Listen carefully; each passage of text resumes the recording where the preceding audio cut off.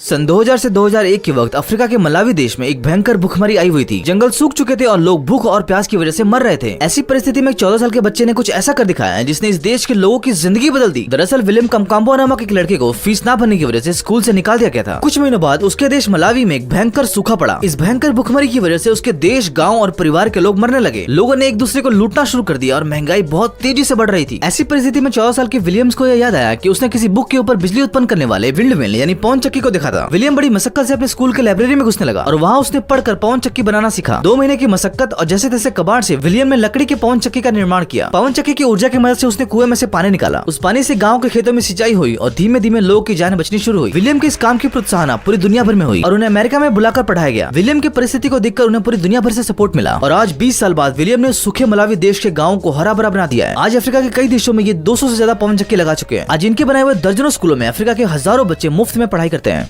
Aeroplanes के 5 amazing facts जो आपको पता होना चाहिए। नंबर 1, क्या आपको पता है पैसेंजर एरोप्लेन्स के अंदर बेड भी होता है। 6 घंटे से ज्यादा लंबी फ्लाइट होने पर पायलट को आराम करने के लिए 2 बेड आगे और 2 बेड पीछे रखे जाते हैं। नंबर 2, अगर आप विदेश में ट्रैवल कर रहे हैं तो प्लेन में लेजर लाइट यूज करना अपराध है। ऐसा इसलिए क्योंकि लेजर पॉइंट करने से प्लेन के पायलट को गलत संकेत मिलता है। अगर लेजर लाइट प्लेन के कैबिनेट तक पहुंच जाए तो पायलट को कुछ देर के लिए दिखना बंद हो जाता है और इसी वजह से प्लेन के अंदर लेजर लाइट के इस्तेमाल करने पर 5 साल की जेल हो सकती है। नंबर 3, अगर आप दुनिया के किसी भी देश से यूएसए में जाते हो तो एयरपोर्ट पर आपके पास रखे फल और सब्जियों को जब्त कर लिया जाता है। ऐसा इसलिए क्योंकि 2007 के वक्त एशिया से कुछ कीड़े इन्हीं फल और सब्जियों के द्वारा यूएसए में घुस गए थे और आने वाले 7 सालों तक इन कीड़ों के कारण अमेरिका में लगभग 2000 करोड़ का नुकसान हुआ। नंबर 4, एरोप्लेन लगभग 280 किलोमीटर प्रति घंटे की स्पीड से जमीन पर उतरता है, लेकिन फिर भी प्लेन का टायर ब्लास्ट नहीं होता क्योंकि एक प्लेन के टायर्स के अंदर आम टायर से 6 गुना ज्यादा प्रेशर होता है और इसी वजह से वो 38 टन के वजन को भी सह सकता है और यही वजह है कि प्लेन का टायर इतना प्रेशर सहने के बाद में नहीं फटता। नंबर 5, प्लेन्स के विंडो के नीचे एक छोटा सा छेद होता है। दरअसल उसे इसलिए रखा जाता है ताकि प्लेन के अंदर का प्रेशर मेंटेन रहे और प्लेन पर प्रेशर पड़ने पर प्लेन गुब्बारे की तरफ फट ना जाए। दुनिया भर में हुए 3 अमेजिंग आविष्कार। नंबर 1, पोलैंड की सरकार ने एक ऐसे प्रकार के रोड्स का निर्माण किया है जो सुबह में अपने आप चार्ज हो जाता है और रात को अपने आप इस तरह से जलने लग जाता है। ये रोड सिर्फ साइकिल चलाने वालों के लिए बनाया गया है ताकि वहाँ के लोग रात में भी साइकिल चला सके। और आपको पता ही है कि अगर लोग व्हीकल से साइकिल की तरफ शिफ्ट होंगे तो उसका फायदा हमारी पृथ्वी को होगा। नंबर 2, फिनलैंड की सरकार ने एक इको फ्रेंडली स्प्रे पेंट तैयार किया है जो रात को चमकता है। ये स्प्रे पेंट को जानवरों के सिंग पर लगाया जाता है जिसे देखकर रोड क्रॉस करते जानवर का एक्सीडेंट ना हो जाए। नंबर 3, यूके की एक कंपनी रोबोटाइज 3D ने एक रोबोट तैयार किया है। ये रोबोट रोड्स पर आए क्रैक्स और होल्स को अपने आप खोजता है और उन्हें भर भी देता है। ऐसे रोबोट्स को इंडिया में लाना चाहिए, राइट? क्योंकि यहाँ तो गड्ढे में सड़क है, सड़क में गड्ढा, यही पता नहीं चलता।